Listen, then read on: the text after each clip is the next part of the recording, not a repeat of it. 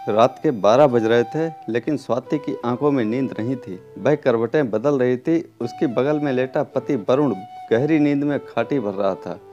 स्वाति दिन भर की थकान के बाद भी सो नहीं पा रही थी। आज का घटनाक्रम बार बार उसकी आंखों में घूम रहा था। आज ऐसा कुछ हुआ कि वह कांप कर रह गई। जिसे वह सिर्फ खेल समझती थी, वह कितना गंभीर हो सकता था, उसे इस बात का भान नहीं था। वह मर्दों से हल्का फुल्का मजाक और फ्लर्टिंग को सामान्य बात समझती थी। स्वाति अपनी फ्रेंड्स और रिश्तेदारों से कहती थी कि उसकी मार्केट में इतनी जान पहचान है कि कोई भी सामान उसे स्पेशल डिस्काउंट पर मिलता है। स्वाति फ़ोन पर अपने मायके में भाभी से कहती कि आज मैंने वेस्टर्न ड्रेस खरीदी, इतनी बढ़िया और अच्छे डिज़ाइन बहुत सस्ते में मिल गए। मैंने साड़ी बिल्कुल नए कलर में खरीदी, 1000 की है पर मुझे सिर्फ 500 में मिल गई। डायमंड रिंग अपनी फ्रेंड से ऑर्डर देकर बनवाई। ऐसे रिंग 2 लाख से कम में नहीं आती, परंतु मुझे 1.40 लाख में मिल गई। भाभी की नज़रों में स्वाति की छवि बहुत ही समझदार और पारखी महिला के रूप में थी। जब वह भी कोई सामान खरीद कर भेजने की कहती तो स्वाति खुशी खुशी भिजवा देती। पूरे परिवार में उसके नाम का डंका बजता था। स्वाति आकर्षक नए नक्श वाली पढ़ी लिखी महिला थी। बचपन से ही उसे खरीदारी का बेहद शौक था। लाखों रुपए की खरीदारी इतने कम दाम और चुटकियों में करती कि हर कोई हैरान रह जाता। स्वाति का मायका मिडिल क्लास फैमिली से था। 15 साल पहले एक बड़े उद्योगपति परिवार में उसकी शादी हुई। शादी भले ही करोड़पति घर में हो गई, लेकिन संस्कार वही मिडिल क्लास फैमिली वाले ही थे। एक एक पैसे की कीमत वह जानती थी। घर खर्च में पैसा बचाना और उस पैसे से स्वयं के लिए खरीदारी करने में उसे बहुत मज़ा आता था। पति से भी पैसे मारना स्वाति को अच्छा लगता था। अच्छे संस्कार, पढ़ी लिखी और समझदार स्वाति को एक बात बड़ी आसानी से समझ आ गई थी कि पुरुषों की कमजोरी क्या है, कैसे कम रेट पर खरीदारी करनी है। वह उस दुकान या शोरूम में ही खरीदारी करती जहां पुरुष मालिक होते। वह सेल्समैन से बात नहीं करती। सेल्समैन से वह कहती आप तो सामान दिखा दो, रेट तो मैं अपने आप भैया से तय कर लूँगी। और जब हिसाब किताब की बारी आती तो वह सेठ की आंखों में आंखें डालकर कहती भैया सही रेट बताओ, आज की नहीं 10 सालों से आपकी शॉप पर आ रही हूँ।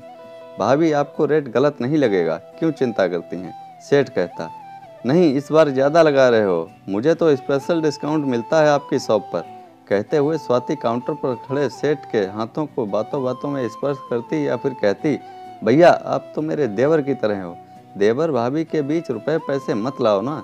अक्सर दुकानदार स्वाति की मीठी मीठी बातों में आकर उसे 10-20% तक स्पेशल डिस्काउंट दे देते थे। एक ज्वेलर को तो स्वाति ने जीजा साली का रिश्ता ही बना लिया था। ज्वेलरी आमतौर पर औरतों की कमजोरी होती है। स्वाति की भी कमजोरी थी। वह अक्सर इस ज्वेलर के यहाँ पहुँच जाती, क्या क्या नई डिजाइनें आई हैं देखने जाती तो कुछ ना कुछ पसंद आ ही जाता। तब जीजा साली के बीच हंसी मजाक शुरू हो जाता। स्वाति कहती साली आधी घरवाली होती है जीजा जी, इतने ही दूंगी। ज्वेलर स्वाति का स्पर्श सुख पाकर निहाल हो जाता। उसके मन में स्पर्श को आगे बढ़ाने की प्लानिंग चलती रहती, पर स्वाति थी कि काबू में ही नहीं आती थी। सामान खरीदा और उड़न छू। उस दिन भतीजी की शादी के लिए सामान व ज्वेलरी खरीदने स्वाति ज्वेलर के यहाँ पहुँच गई। उसे भाभी ने बताया था कि क्या क्या खरीदना है।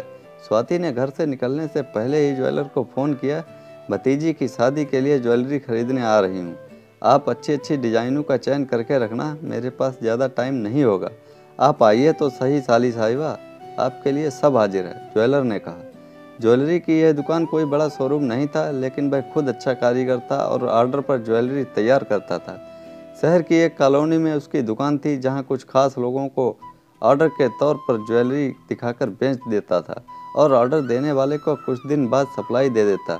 स्वाति की एक फ्रेंड रजनी ने उस ज्वेलर से उसकी मुलाकात कराई थी, लेकिन रजनी कभी यह बात समझ नहीं पाई थी कि आखिर यह ज्वेलर स्वाति पर इतना मेहरबान क्यों रहता है। उसे नई नई डिज़ाइनें दिखाता है और अतिरिक्त डिस्काउंट भी देता है। जीजा जी कुछ और डिज़ाइनें दिखाओ, ये तो मैंने पिछली बार देखी थी, स्वाति ने ज्वेलर की आंखों में झांकते हुए कहा। स्वाति को ज्वेलर की आंखों में शरारत नजर आ रही थी। वह बार बार सहज होने की कोशिश कर रहा था। अपनी आदत के मुताबिक स्वाति ने बातों बातों में ज्वेलर के हाथों पर इधर उधर स्पर्श किया। उसका यह स्पर्श ज्वेलर को बेचैन कर रहा था। उसने भी स्वाति की हरकतें देखकर हौसला दिखाना शुरू कर दिया। वह भी बातों बातों में स्वाति के हाथों पर स्पर्श करने लगा। यह स्पर्श स्वाति को कुछ बेचैन कर रहा था, लेकिन वह सहज रही। उसे कुछ देर हरकतों से स्पेशल डिस्काउंट जो लेना था। स्वाति ने देखा कि आज दुकान पर सिर्फ एक लड़का ही हेल्पर के तौर पर काम कर रहा था, बाकी स्टाफ नहीं था। ज्वेलर ने उसे एक सूची थमाते हुए कहा कि यह सामान मार्केट से ले आओ और जाने से पहले फ्रिज में रखे 2 कोल्ड ड्रिंक खोल कर दे जाओ। आप और नई डिजाइनें दिखाइए ना, स्वाति ने कहा। हाँ अभी दिखाता हूँ, कल ही आई हैं, आपके लिए ही रखी हुई हैं अलग से। तो दिखाइए ना, स्वाति ने चहकते हुए कहा। आप ऐसा करें, अंदर वाले कैबिन में आकर पसंद कर लें, अभी अंदर ही रखी हैं। लड़का भी जा चुका है। तो स्वाति ने देखा लड़का सामान की सूची लेकर जा चुका है। अब दुकान पर सिर्फ ज्वेलर और स्वाति ही थे। स्वाति को एक पल के लिए डर लगा कि अकेली देखकर ज्वेलर कोई हरकत ना कर दे। वह ऐसा कुछ चाहती भी नहीं थी। वह तो सिर्फ हल्की फुल्की अदाएं दिखाकर दुकानदारों से फ़ायदा उठाती आई थी। आज भी ऐसा कुछ करके ज्वेलर से स्पेशल डिस्काउंट लेने की फिराक में थी। उसकी धड़कनें बढ़ रही थी। वह चाहती थी कि जल्दी से जल्दी खरीदारी करके निकल ले। उसका दिमाग तेजी से काम कर रहा था कि क्या करे। वह अपने आप को संभाल कर कैबिन में ज्वेलरी देखने घुस गई। उसने अपने शब्दों से मिठास घोलते हुए कहा, जीजाजी आज कुछ सुस्त लग रहे हो, क्या बात है? नहीं नहीं, ऐसा कुछ नहीं है, कोई तो बात है, मुझसे छिपाओगे क्या? आप नेकलेस देखिए, साथ साथ बातें करते हैं, ज्वेलर ने कहा। स्वाति गजब की सुंदर लग रही थी। वह बन ठन कर निकली थी। ज्वेलर के मन में हलचल थी जो उसे बेचैन कर रही थी। उसने सोचा कि हिम्मत दिखाई जा सकती है, अतः उसने स्वाति के हाथ को स्पर्श किया तो वह सहम गई। लेकिन उसने सोचा कि अगर थोड़ा छू लिया तो उससे क्या फ़र्क पड़ेगा। स्वाति के रुख को देखकर ज्वेलर का हौसला बढ़ गया। उसने स्वाति का हाथ पकड़कर अपनी ओर खींचा। ज्वेलर की इस आकस्मिक हरकत से वह हड़बड़ा गई। क्या कर रहे हो? स्वाति ने हाथ छुड़ाते हुए कहा। ज्वेलर ने अपनी हरकत जारी रखी। स्वाति घबरा गई। ज्वेलर की हिम्मत देख दंग रह गई। मर्दों की कमजोरी का फायदा उठाने की सोच उसे भारी पड़ती नजर आ रही थी। वह कैसे ज्वेलर के चंगुल से बचे, सोचने लगी। फिर उसने हिम्मत दिखाई और ज्वेलर के गाल पर थप्पड़ों की बारिश कर दी। स्वाति क्रोध से कांप रही थी। उसका यह रूप देख ज्वेलर हड़बड़ा गया। इसी हड़बड़ी में वह जमीन पर गिर गया। स्वाति के लिए यही मौका था कैबिन से बाहर निकल भागने का। अतः वह फुर्ती दिखाते हुए तुरंत कैबिन से बाहर निकलकर अपनी कार में जा बैठी। फिर तुरंत कार स्टार्ट कर वहां से चल दी। उसके अंदर तूफान चल रहा था। उसे आत्मग्लानि हो रही थी।